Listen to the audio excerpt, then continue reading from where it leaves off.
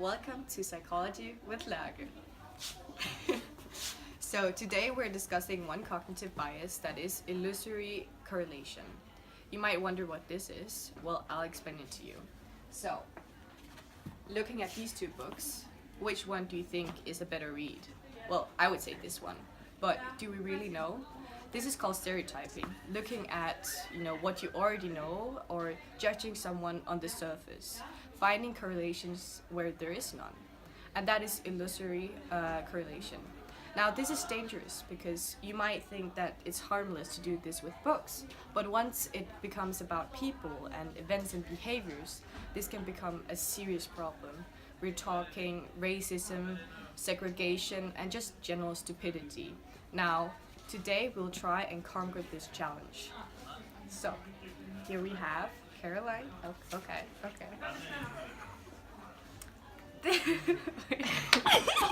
So we have Caroline here today to talk about a study which discusses this exact phenomenon. That's correct. The study in question is Hamilton and Gifford, which was conducted in 1976. People were split into two groups, one of which was significantly smaller than the other, and statements were read about each person, and they were either negative or positive statements. However, one must remember that each group had the same proportion of positive and negative comments. So in the results, it showed that people overestimated the number of negative comments in the minority group. And so this is possibly because the minority group is smaller in nature, so the negative traits seem more distinct than in the larger group. And this can also be seen in real life where when someone from a minority group is caught stealing, then of course people are more likely to assume that more people from that group steal, and therefore a stereotype is formed. Thank you, Caroline. That was very informative.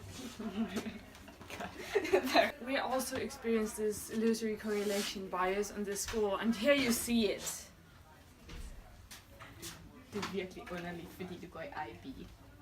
STX is so weird.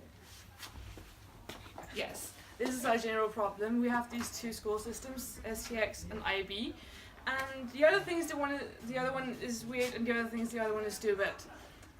This is a general problem, not only on the school, but if you think that it is okay to generalize people based on what they do and what you think of them, it becomes a problem in the real world. We see that in racial segregation, racism, stuff like that.